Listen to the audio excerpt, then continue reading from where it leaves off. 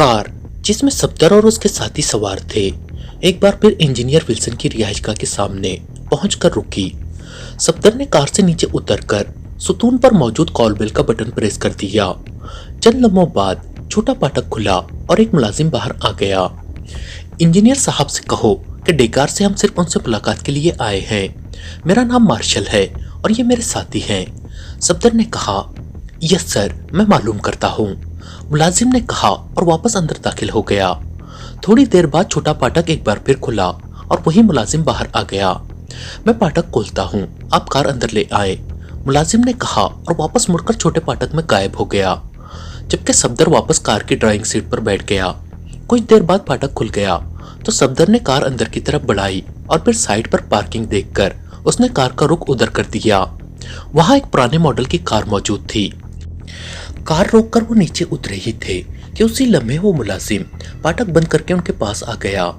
आइए जनाब, मुलाजिम ने कहा और फिर उन्हें उस ड्राइंग रूम के अंदाज में सजाए गए कमरे में ले आया तो सफदर और उसके साथी बेइख्तियार मुस्कुरा दिए क्योंकि उन्हें पहले भी यहीं बिठाया गया था। जब अचानक सामने मौजूद पर्दा पड़े दरवाजे से जैकी अंदर आई थी और उन्हें बेहोश करके अपने स्पेशल पॉइंट पर ले गई थी। थोड़ी देर बाद दरवाजा खुला तो मुलाजिम अंदर दाखिल हुआ। जनाब, आप क्या पीना पसंद करेंगे? इंजीनियर साहब अभी आ रहे हैं, मुलाजिम ने मुअद्दबाना लहजे में कहा।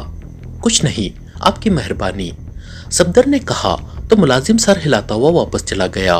उसका चेहरा बता रहा था कि सफदर के इनकार ने उसे खासा इत्मीनान बख्शा है। और फिर 10 मिनट बाद दरवाजा खुला और एक उम्र रसीदा आदमी अंदर दाखिल हुआ। उसे देखते ही सब पहचान गए कि यही इंजीनियर विल्सन हो सकता है, इसलिए सफदर समेत वो सब उठकर खड़े हो गए और फिर रस्मी फिकरात की अदायगी के बाद सब वापस सोफों पर बैठ गए। आप कल नहीं आए थे, अच्छा किया था। हम सारे घर वाले अचानक पुरस्कार तौर पर बेहोश हो गए। कई घंटों बाद हमें होश आया था, पता नहीं क्या हुआ था, इंजीनियर विल्सन ने कहा तो सफदर और उसके साथी समझ गए कि जैकी ने यहाँ बेहोश कर देने वाली गैस फायर की होगी जिसे ये पुरस्कार कह रहा है। कल हम एक और काम में फंस गए थे। बहरहाल आपकी खिदमत में इसलिए हाजिर हुए हैं कि आपका बनाया हुआ नक्शा नुमाइश में रखा जाए और हमने जो कुछ आपके बारे में सुना है उससे साफ जाहिर होता है कि इस आलमी नुमाइश में पहला इनाम आपको ही मिलेगा जो $50 लाख होगा, सफदर ने मुसलसल बोलते हुए कहा। और फिर सबने इंजीनियर विल्सन के चेहरे पर $50 लाख का सुनकर मसरत की फुलझड़ियां फूटते महसूस की। ये तो बात का मसला है, लेकिन आप मुझे क्या दे रहे हैं? बूढ़े इंजीनियर विल्सन ने मुस्कुराते हुए कहा। हम आपको $1 लाख देंगे, अलबत्ता इनाम निकलने की सूरत में ये $1 लाख $50 लाख में से काट लिए जाएंगे और अगर इनाम ना मिला तो $1 लाख की वापसी ना होगी, सफदर ने कहा। इनाम तो मेरा जरूर निकलेगा, लेकिन आपको किसी खास लेबोरेटरी का नक्शा चाहिए या जो नक्शा मेरा बना हुआ है मैं ला दूं तो आप वही ले जाएंगे $1 लाख के एवज, इंजीनियर विल्सन ने कहा। कासान में जो लेबोरेटरी कायम की गई है, जिसका नक्शा आपने बनाया है और जिसकी शोहरत हर तरफ फैली हुई है, सफदर ने कहा। ठीक है, मैं देख लूं, अभी ले आता हूँ, इंजीनियर विल्सन ने उठते हुए कहा और फिर वो तेजी से मुड़कर बैरूनी दरवाजे की तरफ बढ़ गया। अगर वाकई ये नक्शा कासान लेबोरेटरी का है तो फिर ये हमारे लिए अल्लाह ताला का बहुत बड़ा इनाम है, सफदर ने कहा।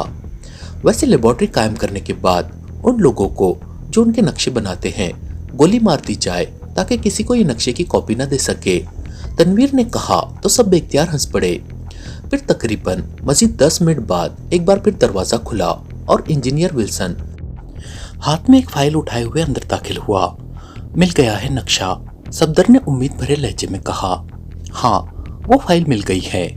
फाइल में इसे इस्तेमाल करने के लिए वजाहतें होती है क्योंकि साइंस लेबोरेटरियों का नक्शा आम इमारतों के नक्शों की तरह नहीं होता, इंजीनियर विल्सन ने करीब आकर कहा और फिर वो कुर्सी पर बैठ गए और फाइल अपने सामने खोलकर मेज पर रख दी। ये कैसे मालूम होगा कि ये कासान लेबोरेटरी का नक्शा है? सफदर ने नक्शे पर झुकते हुए कहा।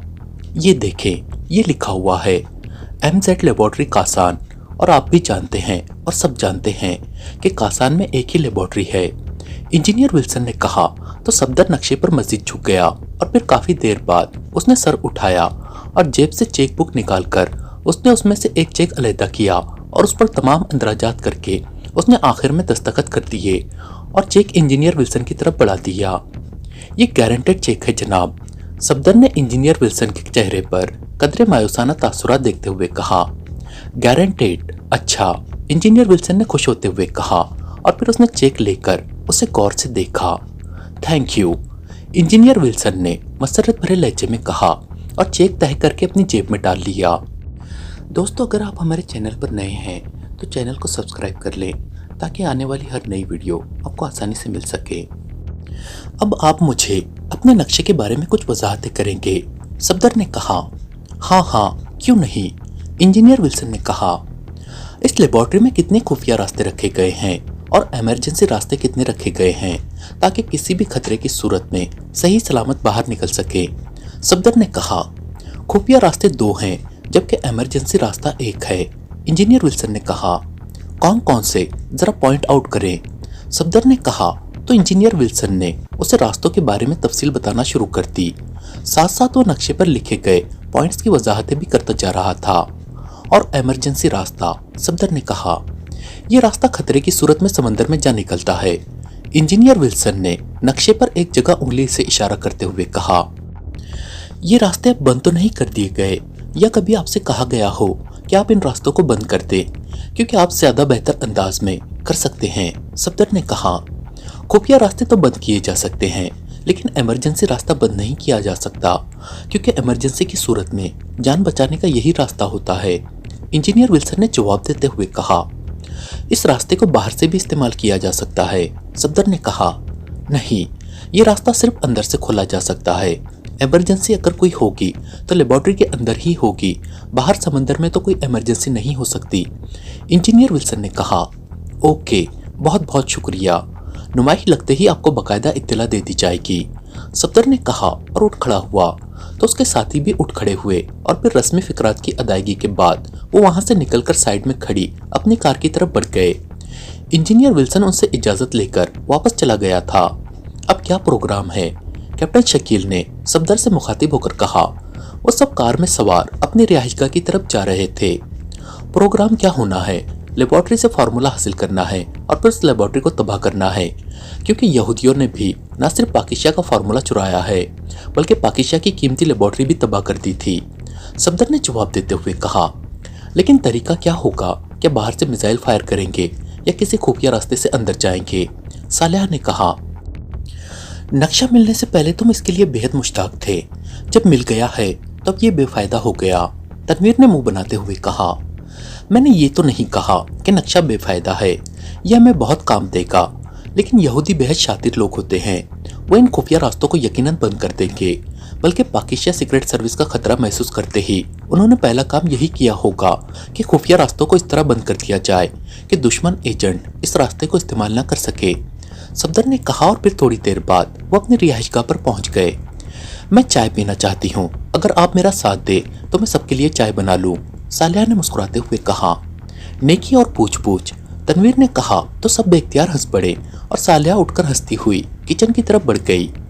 हम इस वक्त आतिश फिजा के दहाने पर बैठे हुए हैं, किसी भी लम्हे हमें घेरा जा सकता है क्योंकि लाजमन कासान में चेकिंग इंतहाई सख्त होगी, इसलिए हमें जिस कदर जल्द मुमकिन हो सके हरकत में आ जाना चाहिए, कैप्टन शकील ने कहा।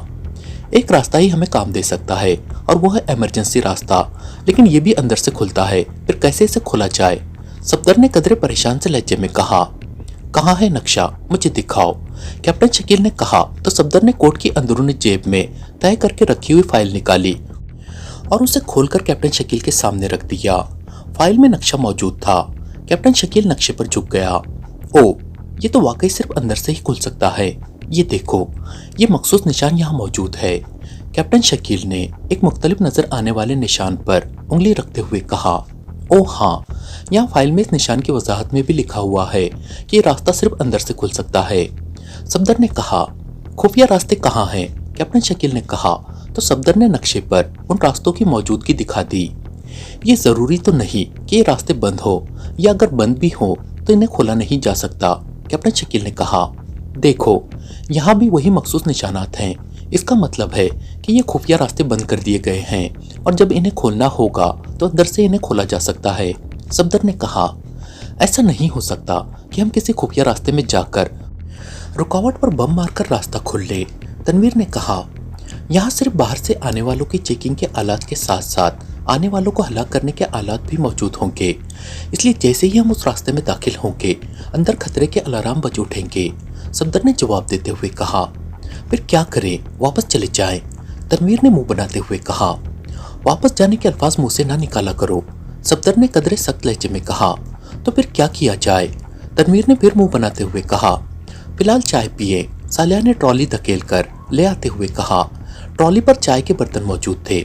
सालिया ने एक एक प्याली सबके सामने रखी और अपनी प्याली उठा ली और चाय सिप करने लगी। किस बात पर आप दोनों ऊंचा बोल रहे थे? सालिया ने सफदर और तनवीर की तरफ देखते हुए कहा, हमें आगे बढ़ने के लिए रास्ता नहीं मिल रहा। सफदर ने कहा और फिर खुफिया रास्तों और इमरजेंसी रास्ते के बारे में तफसील बता दी। मैं एक तजवीज़ दूं, आप मानेंगे? सालिया ने कहा तो सब चौंक पड़े।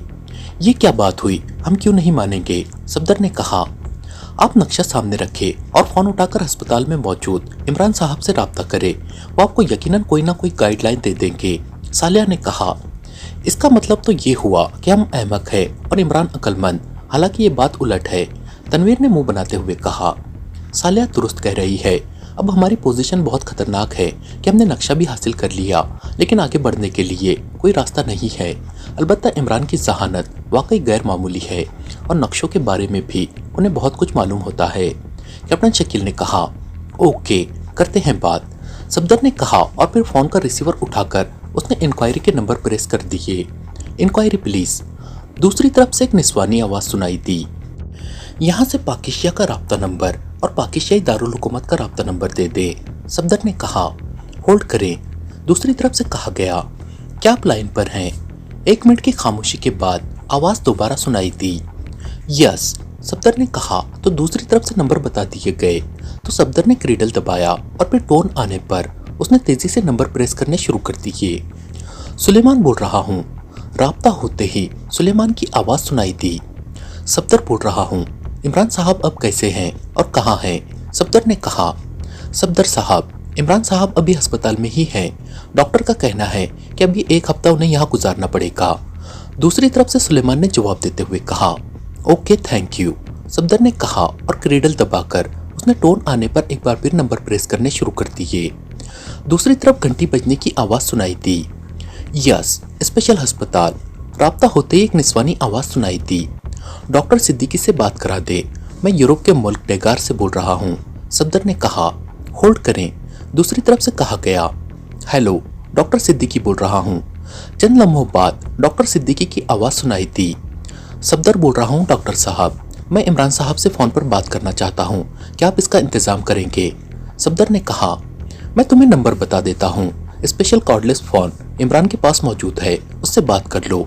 डॉक्टर सिद्दीकी ने कहा और साथ ही फ़ोन नंबर भी बता दिया। थैंक्स, सफदर ने कहा और क्रेडल दबा दिया और फिर टोन आने पर उसने एक बार फिर नंबर प्रेस करने शुरू कर दिए और आखिर में लाउडर का बटन भी प्रेस कर दिया, इसलिए दूसरी तरफ से घंटी बजने की आवाज़ सुनाई देने लगी। Ali Imran, MSc DSc Oxon, बज़बान खुद बोल रहा हूँ। इमरान की न सिर्फ आवाज़ जानदार थी बल्कि उसका लहजा भी पहले की तरह खुशगवार था और सफदर समेत सब साथी इमरान की आवाज़ सुनकर और उसमें मौजूद पहले जैसी खुशगवारियत महसूस करके उन सब के चेहरे खिल उठे। मुबारक हो इमरान साहब, अल्लाह ताला ने रहमत की है। मैं सफदर बोल रहा हूँ। सफदर ने कहा, लीडर को इतना छोटा सा तारुफ नहीं कराना चाहिए, इससे उसकी कदर व अहमियत कम हो जाती है। अब तुम लीडर हो, तुम सफदर यार जंग बहादुर हो। इमरान ने जवाब देते हुए कहा तो ना सिर्फ सफदर बल्कि बाकी सब साथी भी बेख्तियार हंस पड़े। इमरान साहब, असल जंग बहादुर तो आप हैं, क्योंकि हम तो जंग बुज़दिल बने हुए हैं और आपसे राब्ता भी इसीलिए किया गया है कि आप जीतने या दूसरे लफ्ज़ों में जंग बहादुर बनने का कोई नुस्खा मालूम कर सके।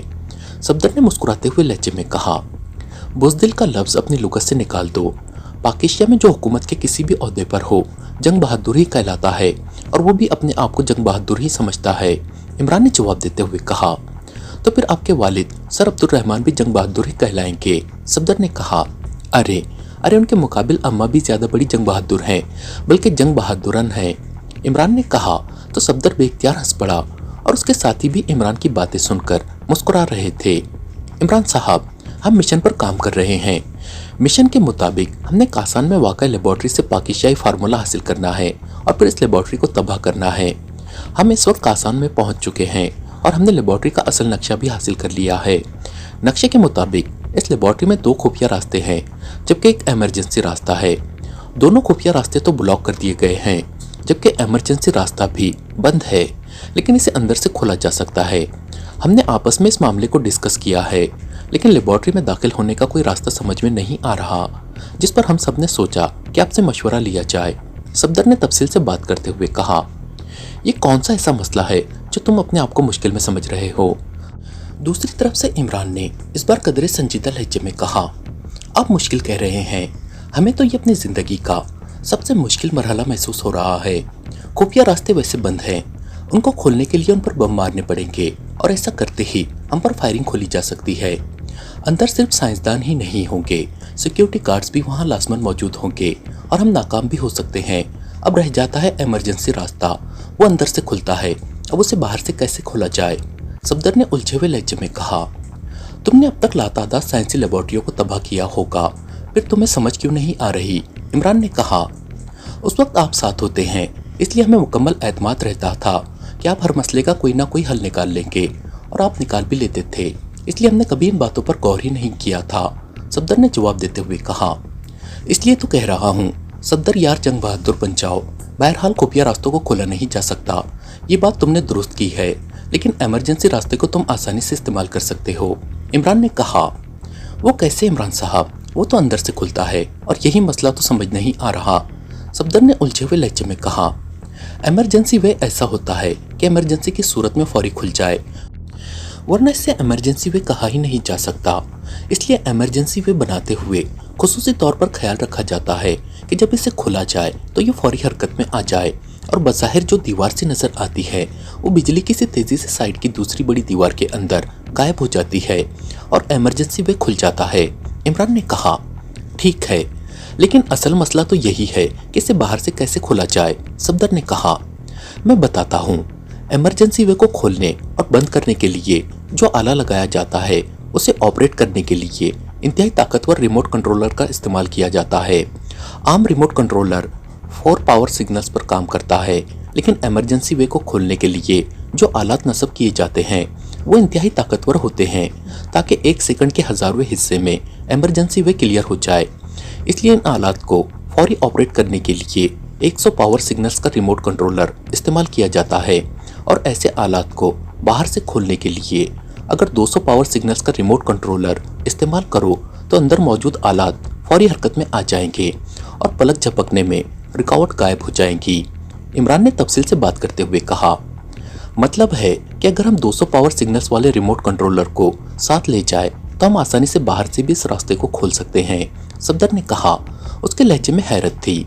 100%, इमरान ने जवाब देते हुए कहा, ठीक है, मैं जाकर किसी मार्केट से 200 पावर सिग्नल्स वाला रिमोट कंट्रोलर तलाश करता हूँ, मालूम नहीं यहाँ मिलता भी है या नहीं। सफदर ने कहा तो दूसरी तरफ से इमरान बेख्तियार हंस पड़ा। जनाब लीडर साहब, इसके लिए बाजार जाने की ज़रूरत नहीं है। इमरान ने हंसते हुए कहा, तो फिर यह कहाँ से मिलेगा? सफदर ने हैरान होते हुए कहा, इसे बनाना पड़ता है।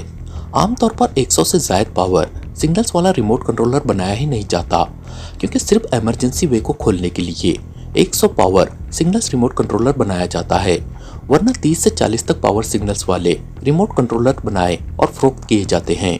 इमरान ने कहा, फिर 200 पावर सिग्नल्स वाला रिमोट कंट्रोलर कैसे तैयार किया जा सकता है? सफदर ने कहा, बाजार से 100 पावर सिग्नल्स के रिमोट कंट्रोलर आम मिल जाते हैं, उसे खरीद लो और साथ ही यूनिवर्सल चार्जर भी ले लेना। इमरान ने कहा, यूनिवर्सल चार्जर वो कौन सा होता है? वो तो हर कंपनी का अपना अलग चार्जर होता है। सफदर ने कहा, आम चार्जर बैटरी को चार्ज करने के लिए बहुत वक्त लेते हैं, इसलिए ऐसे जदीद चार्जर आ गए हैं जिनके जरिए बैटरी को चार्ज किया जाए तो वो चंद मिनटों में बैटरी को फुल चार्ज कर देते हैं। इसके लिए फार्मूला ये अपनाया गया है कि कम वक्त में फुल चार्ज करने के लिए डबल पावर इस्तेमाल की जाती है। इसलिए जब 100 पावर सिग्नल्स रिमोट कंट्रोलर की बैटरी में डबल पावर जाती है तो वो 200 पावर सिग्नल्स का रिमोट कंट्रोलर बन जाता है। इमरान ने तफसील बताते हुए कहा, ओके शुक्रिया, अब बाकी काम हम कर लेंगे। सफदर ने कहा, अब मुझे फ़ोन करना तो अपना तारुफ सफदर यार जंग बहादुर कहकर ही कराना, इमरान ने कहा तो सफदर बेख्तियार हंस पड़ा। अल्लाह हाफिज, इमरान ने कहा और इसके साथ ही राब्ता खत्म हो गया। तो सफदर ने रिसीवर रख दिया। इमरान साहब वाकई पाकिस्तान का फकर है, सालिहा ने बेख्तियार हंसते हुए कहा। तो सबने इस बात में सर हिला दिए।